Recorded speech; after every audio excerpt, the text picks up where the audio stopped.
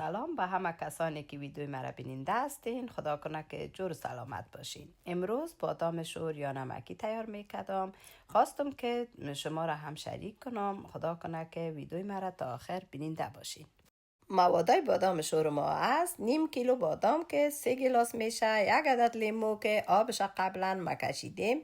شما میتونین که لیمو نندازین، اما من خوش دارم مندازم. و 6 قاشق غذاخوری البته. نمک است که در هر گلاسش 2 قاشق نمک مفته.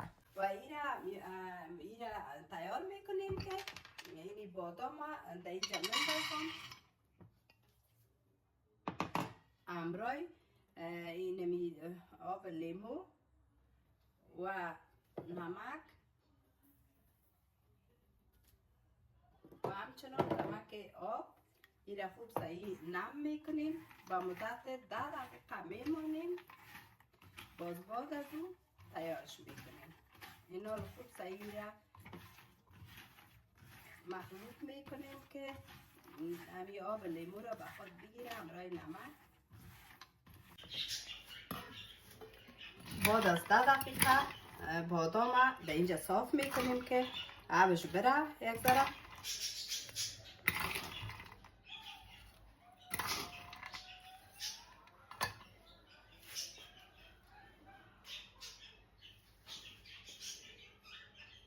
بعد از اینکه آبش رفت میندازیم به تخم پزی که پخته شود.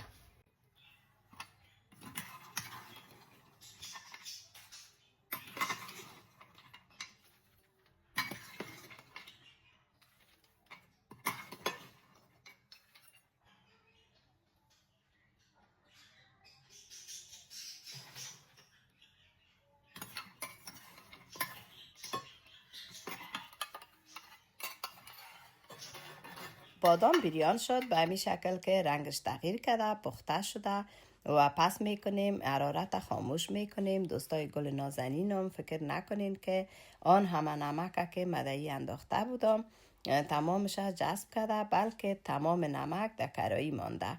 شما میبینین اما بسیار آسان و مزه‌دار است. اگر به این طریقه تیار کنین دیگه هیچ وقت از بازار نمیخرین. و اگر خود شما یاد داشته باشین هر وقتی که بادام نمکی و یا خسته نمکی دلتان بخواه به بسیار راحتی و آسانی تیار میکنین. دوستای عزیز، بادام نمکی ما تیار شد. شما ببینین که رنگش چقدر مقبول شده و چقدر خوبش معلوم میشه. بسیار با آسانی و سادگی شما میتونین که این را تیار کنین. اگر یک بار تیار کنین هیچ وقت از بازار دیگه نمیخرین و همیشه خودتان تیار میکنین. و دیگه ای که لایک و سابسکرایب از یادتان نره و اگر سوالی داشتین در کامنت بپرسین.